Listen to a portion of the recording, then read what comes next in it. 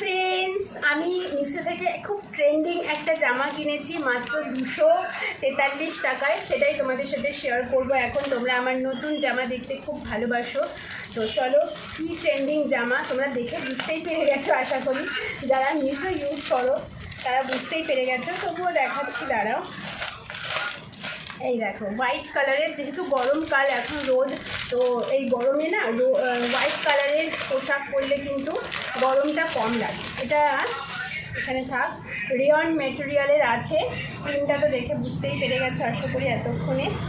এই দেখো, এই হচ্ছে জামাটা, বাহ পরলে বেশ ভালোই লাগবে।